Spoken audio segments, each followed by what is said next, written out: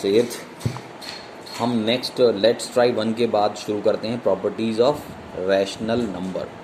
Properties of rational numbers में properties as usual आपको पता है, आपने 6th क्लास में और 7th क्लास में दोनों में आपने जो प्रॉपर्टीज़ हैं इनको पढ़ा होगा। क्लास 6th के अंदर आपने पढ़ा होगा प्रॉपर्टीज़, ये प्रॉपर्टीज़ होल नंबर पर, whether these properties applied on whole numbers, है ना, और नॉट। और इन द सेम मैनर आपने इन क्लास 7th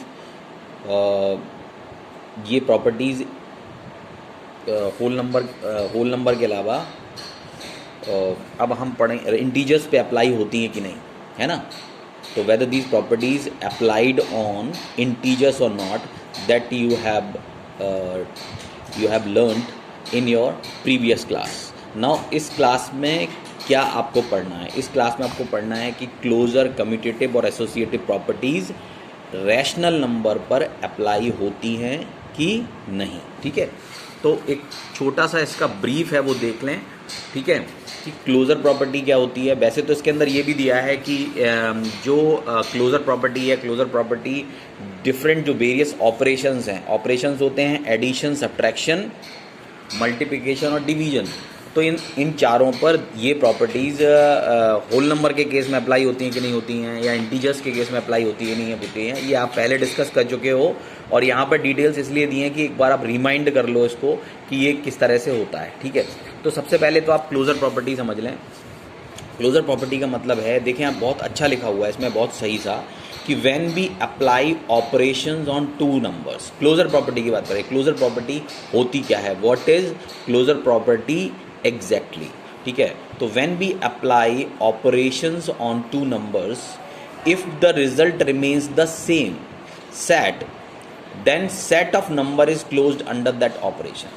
अगर आप सेट के बारे में ना जानते हो तो आप समझ लें कि हमारे पास एक ग्रुप है, अगर उसी ग्रुप से 2 मेंबर्स लिए जाते हैं और उनको ऑपरेट किया जाता है। जैसे एक ग्रुप है जिसमें 1 से लेके 10 तक मार्क्स है, 1 से लेके 10 तक डिजिट्स हैं। अब हम अगर उसी ग्रुप से दो नंबर्स को प्लस करते हैं, माइनस करते हैं, तो उससे उस सेट से दोनों नंबर्स लेंगे तो वो सेम सेट के मेंबर्स कहे जाएंगे, सेम सेट के एलिमेंट्स कहे जाएंगे। लेकिन अगर एक सेट है 1 से लेके 10 तक डिजिट्स का, और दूसरा सेट है ए से लेके और जो 10 अल्फ़ाबेट्स हैं, इंग्लिश अल्फ़ाबेट्स हैं, एक सीक्वेंस में उनका एक ग्रुप है, तो अगर आप उनसे एलिमेंट अलग अलग लेंगे तो उनका जो ऑपरेशन होगा उसमें जो नंबर आएगा वो बिल्कुल डिफरेंट होगा, और उसको कहा जाएगा कि ये numbers with in the set नहीं है, ये सेम सेट में नहीं है, ठीक है। तो in the same manner closure property में क्या होता है कि अगर कोई भी नंबर्स 2 ले लीजिए, सपोज आपने लिए होल नंबर्स, तो होल नंबर्स के केस में क्लोजर प्रॉपर्टी में अगर एडिशन में लिया जाए तो 2 होल नंबर्स को ऐड करोगे, you will get a whole number again, है ना। तो अगर दो नंबर्स को ऐड करने के बाद भी वो होल नंबर हो रहे थे तो हम ये कहते थे कि ये यहाँ पर क्लोजर प्रॉपर्टी अप्लाई हो रही है। तो हम उसमें लिखते थे कि जो whole numbers are closed under addition, तो whole numbers are closed under addition. In the same manner integers में होता था कि 2 इंटीजर्स को आप प्लस कर लीजिए, तो उनको प्लस करने के बाद आप you will get a integer again. अगर आपको 2 नंबर्स को ऐड करने के बाद इंटीजर ही मिलता है तो हम कहते थे कि integers are closed under addition, ठीक है। तो ये हम इंटीजर्स में और होल नंबर्स में बात कर रहे थे। अब आप बात करेंगे रैशनल नंबर्स की। रैशनल नंबर्स में भी वही होना है कि अगर क्लोजर प्रॉपर्टी क्या है जो यहाँ पर थी कि सेम सेट में रहना चाहिए, यानी सेम सेट में रहने का मतलब है कि रैशनल नंबर अगर एक सेट है तो क्लोजर प्रॉपर्टी के अंदर अगर कोई भी ऑपरेशन लग रहा है तो आपको रैशनल नंबर ही मिले, ठीक है, चाहे वो एडिशन हो, सब्ट्रैक्शन हो, मल्टीप्लिकेशन हो या डिवीजन हो, हर केस में आपको रैशनल नंबर ही मिले।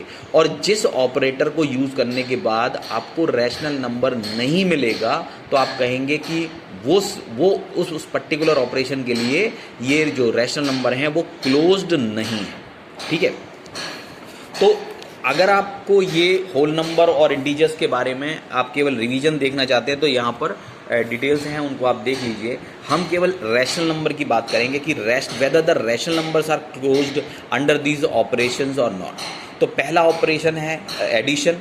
तो एडिशन के केस में भी यही होगा कि दो कोई से भी, if two rational numbers are given और you add them up you will get a rational number again, है ना। तो आप कोई दो रैशनल नंबर्स ले लीजिए, उनको आप प्लस करेंगे और प्लस करने के बाद अगर आपको हर कई सारे नंबर्स को आप ट्राई करेंगे तो यू विल फाइंड कि दो नंबर्स को ऐड करने के बाद आपको मिलेगा क्या, रैशनल नंबर ही मिलेगा।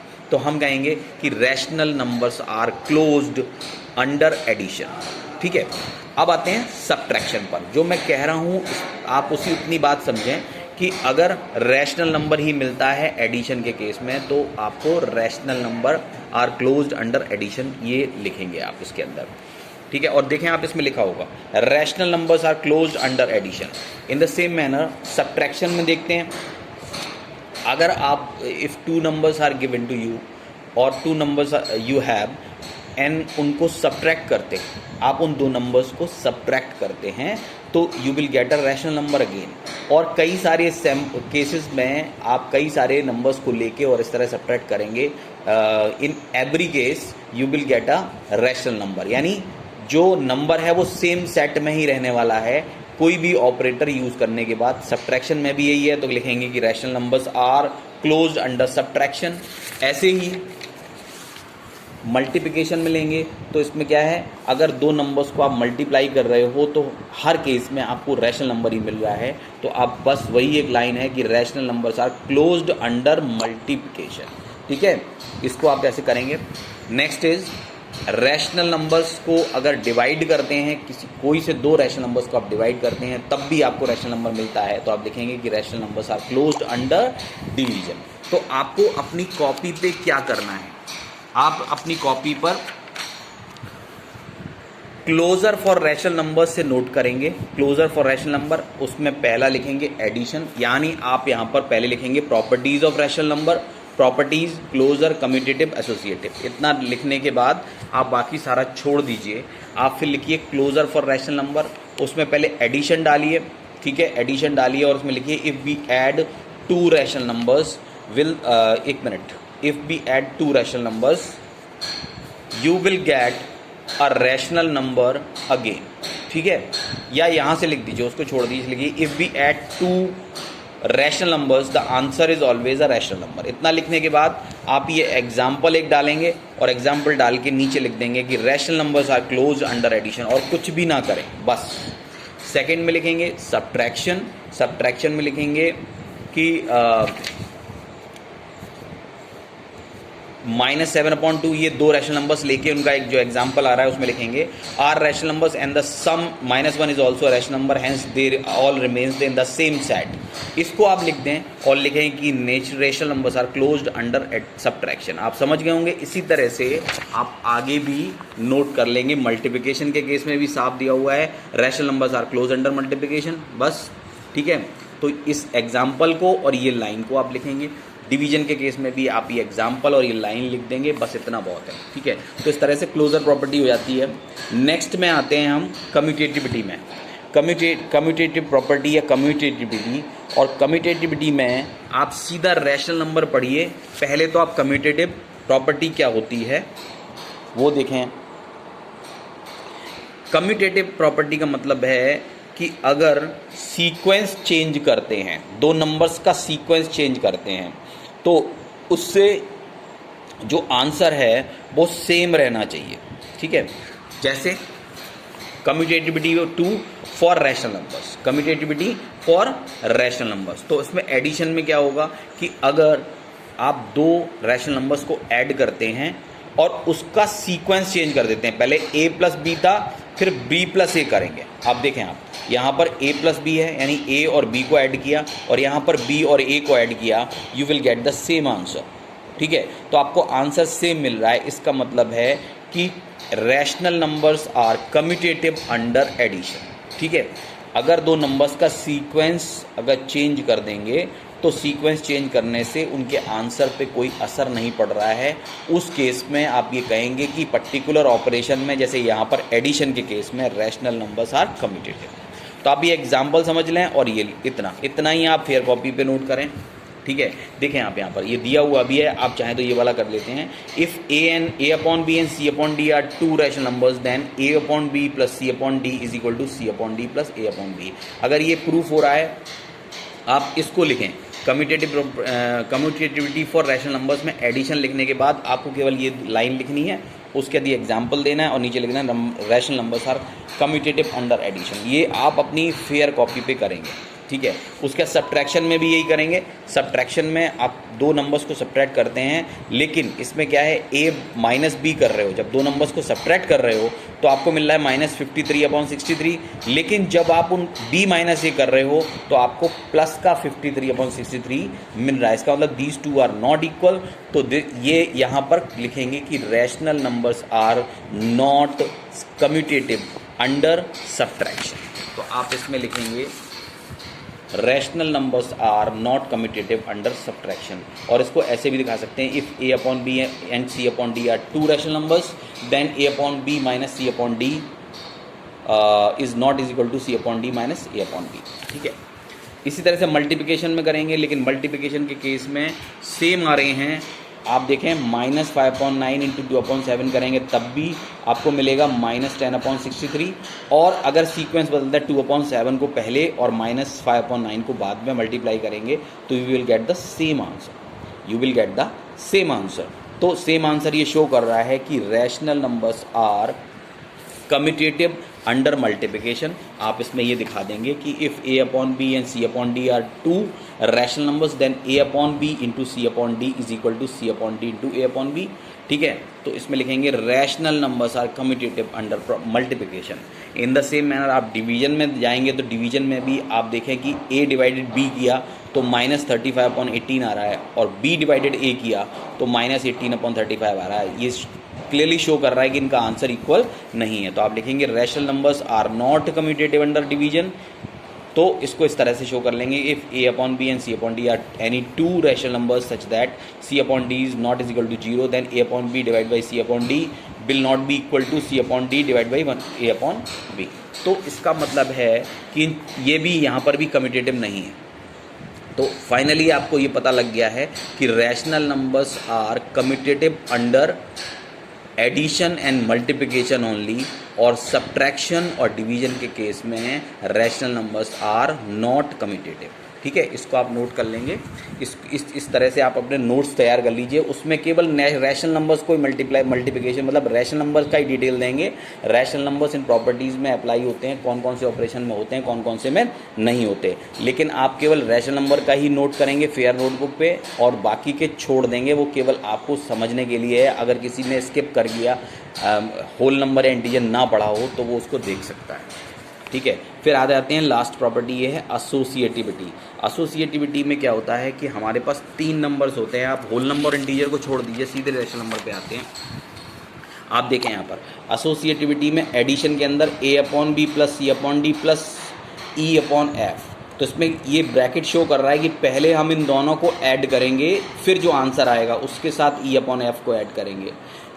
इसको क्या करेंगे, इस तरफ RHS में क्या है कि a अपॉन बी पहले रख लिया, c upon D plus e upon F, इन दोनों को ऐड करने के बाद जो आंसर आएगा उससे a अपॉन बी को ऐड करेंगे, और इन दोनों ही केसेस में ये इक्वल होने चाहिए।